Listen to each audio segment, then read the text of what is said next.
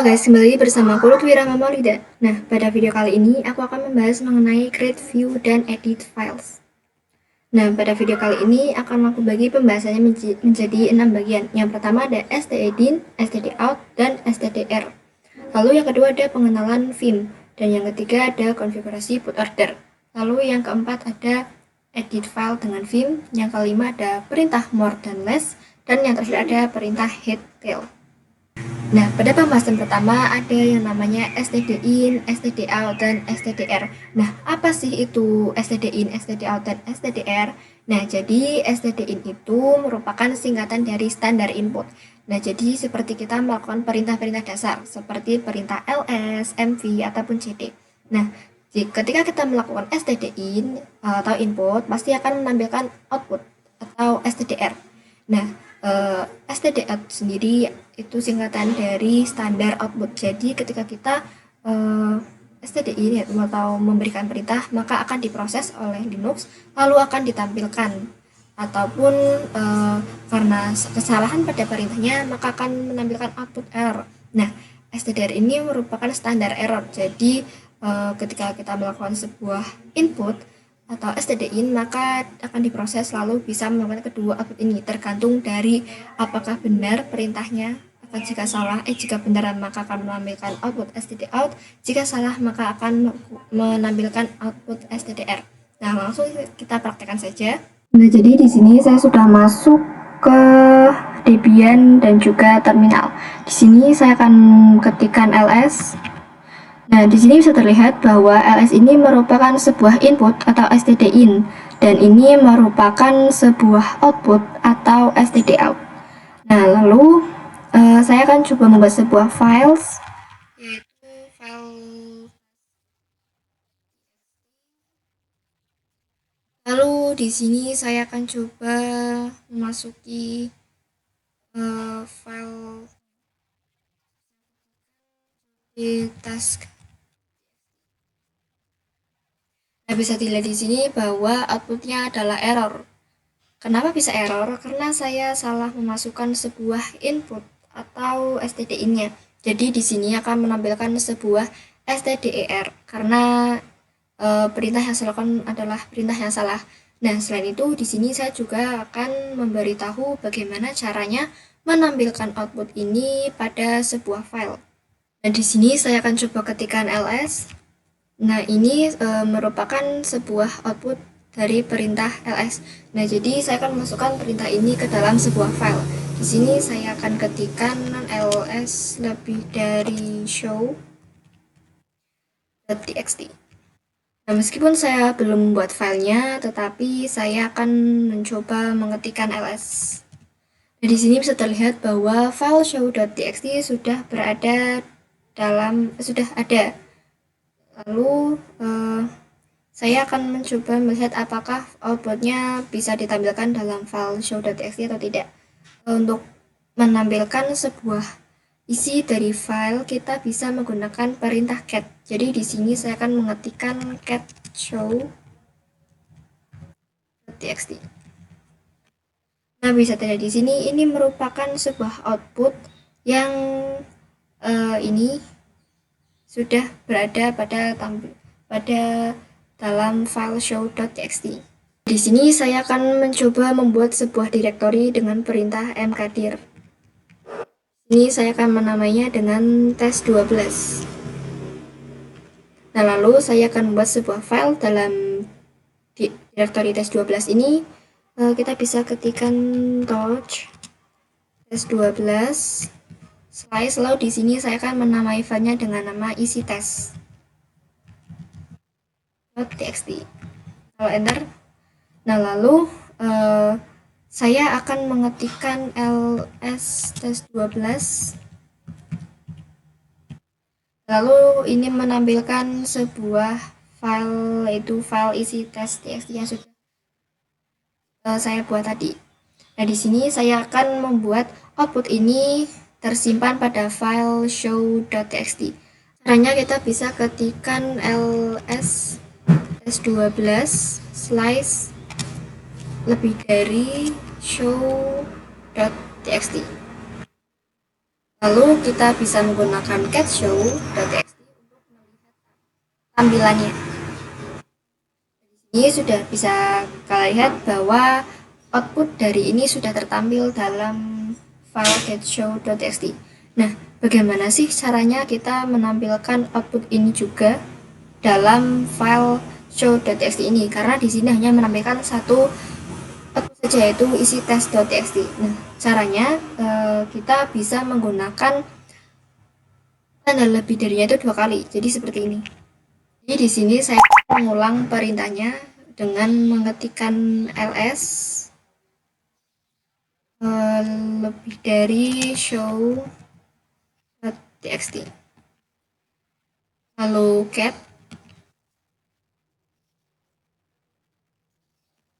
Dari sini outputnya sudah seperti ini. Lalu saya akan ketikkan lagi ls test 12-nya, tapi tanda lebih darinya kita tambahkan satu lagi.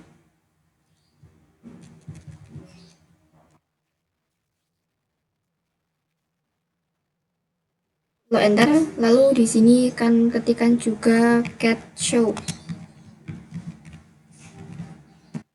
Nah, bisa kalian lihat bahwa output sebelumnya maupun output sekarang sudah bisa tertampil dalam file show.txt. Jadi begitulah cara untuk menyimpan sebuah output dalam file. Lalu kita ke pembahasan selanjutnya, yaitu mengenai pengenalan Vim. Nah, apa sih itu Vim? Vim merupakan sebuah software yang digunakan untuk mengedit atau memodifikasi file pada Linux. Nah, di sini untuk mengeceknya apakah kita sudah memiliki Vim atau belum, kita bisa menggunakan V, lalu kita bisa tab, jangan enter ya. Di sini ada view, viewers, dan juga vim.tiny. Nah, jadi di sini kita belum memiliki Vim. Nah, karena pada dasarnya Vim itu tidak ada pada Linux, jadi kita harus menginstal Vimnya tersendiri. Sebelum itu, saya akan menjelaskan mengenai V. Nah, apa sih itu V? V merupakan Vim tapi yang versi lamanya. Jadi V itu versi lama, maka Vim adalah versi terbarunya. Untuk menginstalnya kita bisa ke root dulu. Jika kita menginstal di sini, maka akan menampilkan output denied seperti ini. Kalau kita ingin menginstal Vim, kita bisa ketikkan apt get install Vim. Nah, maka di sini akan menampilkan output denied karena di sini kita belum berada pada root. Nah,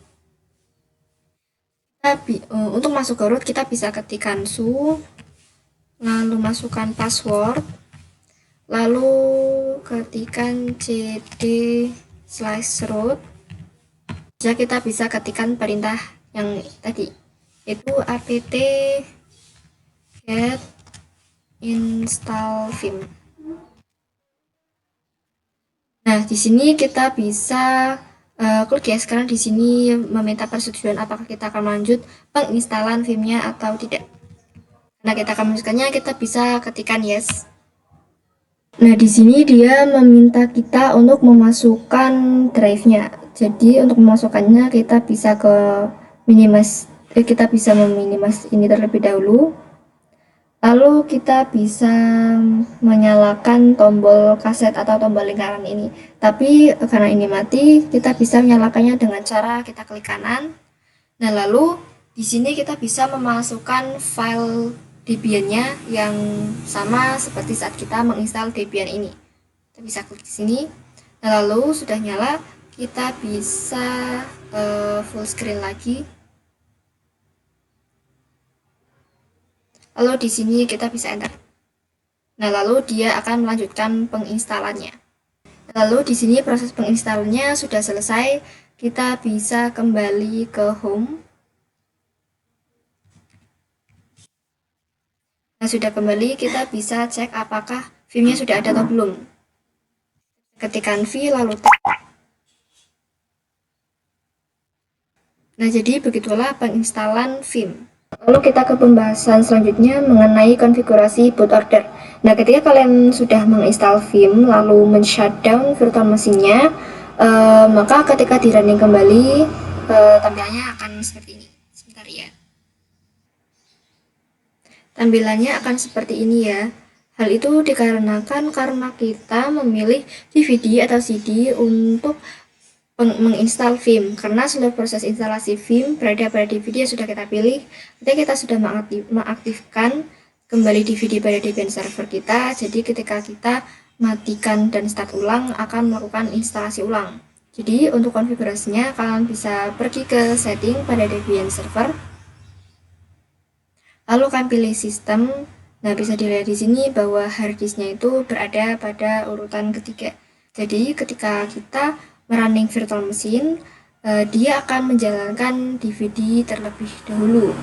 Karena itulah kita diperintahkan untuk menginstal ulang. Jadi kita bisa naikkan harddisknya menjadi paling atas, lalu optikalnya yang nomor 2. Lalu kita bisa klik OK, lalu kita bisa start lagi Debiannya. Nah, jadi seperti itu ya caranya untuk mengkonfigurasi bootloader. Jadi kalian tidak perlu panik untuk menginstal ulang Debian servernya. Cukup seperti ini saja caranya. Lalu kita ke pembahasan selanjutnya mengenai edit file dengan Vim. Nah, di sini saya akan coba ketikkan ls. Nah, di sini terdapat sebuah file yaitu file task.txt. Nah, di sini file ini akan saya gunakan untuk praktek Vim. Nah, di sini saya akan coba melihat isi dari file teks ini. Nah, bisa terlihat di sini bahwa outputnya ini tidak ada, maka isi dari task.txt pun kosong. Nah, kita akan menambahkan kata pada file task.txt. Caranya kita bisa ketikkan vim task.txt, lalu kita bisa enter. Nah, di sini kita belum bisa menambahkan apapun. Untuk menambahkan seperti kata atau mengisinya dengan lain-lain, kita bisa masuk ke mode insert. Caranya kita bisa klik tombol I atau keyboard I pada keyboard. Nah, di sini saya sudah masuk ke insert. Maka di sini saya akan menambahkan beberapa kata, yaitu seperti halo 1, halo 2, dan halo 3. Lalu di sini untuk save-nya dan juga sekaligus keluar, kalian bisa keluar dulu dari mode insert, yaitu dengan mengetikkan tombol escape pada keyboard. Untuk save dan keluarnya kita bisa ketikkan *2, lalu W untuk save dan I untuk keluar. Nah, kalau sudah kita bisa enter. Dan kita akan coba melihat apakah kata-kata tadi ada dalam file task.txt atau tidak. Kita bisa ceknya ngangkat task.txt. Bisa terlihat di sini bahwa sudah ada ya isi dari file task.txt tadi, task.txt yang sudah kita buat tadi. Nah, tapi bagaimana sih jika kalian hanya ingin keluar saja tanpa harus menyimpannya? Nah, untuk keluar saja kalian bisa menggunakan perintah key ditambahi dengan tanda seru seperti ini. Nah, berarti kalian untuk keluar bisa menggunakan cara seperti ini. Saya bisa langsung contohkan. Kita bisa masuk ke task terlebih dahulu. Lalu di sini saya akan masuk ke mode insert. Lalu di sini saya akan menambahkan halo 4. Lalu kita escape. Nah, lalu di sini saya akan mengetikkan tanda *2, lalu key, lalu tanda seru seperti tadi, lalu enter. Nah, lalu kita akan cek apakah tulisan tadi ada atau tidak.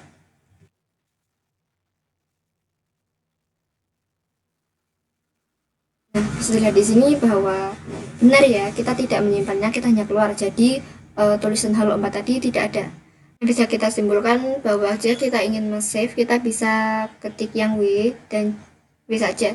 Jika kita ingin keluar tapi bisa save-nya, kita bisa tambahkan key. Sedangkan jika kita ingin keluar saja tanpa menyimpannya, kita bisa tambahkan key lalu tanda seru. Lalu kita ke pembahasan selanjutnya mengenai perintah more dan less. Nah, di sini saya akan masuk ke sebuah file, yaitu file bootlog. Nah, di sini saya bisa ketikkan cat slice var slice log slice bootlock. Terus kita enter. Nah, di sini menampilkan output permission denied atau persetujuan atau tidak diizinkan karena kita sedang berada pada mode user. Untuk masuk ke file ini kita harus masuk ke mode root terlebih dahulu. Jadi saya bisa ketikkan su lalu masukkan passwordnya. Lalu di sini saya akan masuk ke root. Di sini kita bisa ketikkan yang tadi yaitu cat slice var slice log dan slice boot.log. Lalu enter. Nah, tampilannya akan seperti ini. Jika kita menggunakan perintah cat, maka akan menampilkan seluruh isinya. Karena ini merupakan informasi booting saat kita masuk ke DPN server, jadi bisa dilihat di sini bahwa ada banyak sekali informasi. Nah, jika kita ingin melihat tampilan awalnya, kalau kita bisa ketikkan more slice var slice log slice boot. Ini lalu enter. Nah, lalu jika kalian ingin melihat tampilannya atau selebihnya dengan enter dan space. Nah, jika saya menggunakan space, maka akan menampilkan satu halaman. Nah, jika saya menggunakan enter, maka hanya akan menampilkan satu baris saja. Nah, seperti ini. Nah, lalu jika harus sampai 100% baru selesai, kalian bisa menggunakan perintah key. Nah, seperti ini ya. Selain menggunakan perintah more, kalian juga bisa menggunakan perintah less. Caranya sama seperti tadi, hanya mengganti dari more menjadi less. Seperti ini. Less slice var slice log slice boot. Nah, seperti ini. Ini pun sama ya. Kita bisa menggunakan space untuk melihat satu halaman dan juga bisa menggunakan enter untuk melihat satu baris. Nah, lalu kita ke pembahasan selanjutnya mengenai perintah head and tail. Nah, sebenarnya perintah head and tail itu sama seperti perintah more dan less. Bedanya di sini head itu digunakan untuk melihat awal output, sedangkan tail digunakan untuk melihat akhir output. Nah, langsung kita praktekkan saja. Di sini saya akan mempraktekkan head terlebih dahulu. Sini bisa ketikkan head slice var slice log slice bootlock. Nah, di sini hanya menampilkan awalnya saja, jadi tampilan itu sedikit seperti ini. Nah, lalu saya akan mempraktikkan tail. Sama seperti head, caranya hanya kita mengganti dari head ke tail. Itu tail var slice log slice boot. Enter. Nah, ini adalah tampilan akhir dari bootlock. Nah, lalu kita juga bisa memberikan perintah untuk memperlihatkan berapa banyak baris yang kita inginkan. Misalnya di sini saya akan memberikan perintah untuk menampilkan output awal tapi hanya 5 baris saja. Jadi di sini saya bisa menggunakan perintah head, lalu kita berikan tambahan min n. Di sini saya akan menampilkan 5 baris saja, jadi saya akan mengetikkan angka 5 lalu var log dan juga bootlock. Kalau enter ya, jadi saya akan coba hitung ya, 1 2 3 4 dan 5. Nah, sudah benar ya teman-teman. Nah, jadi begitulah cara untuk memberikan perintah head dan tail.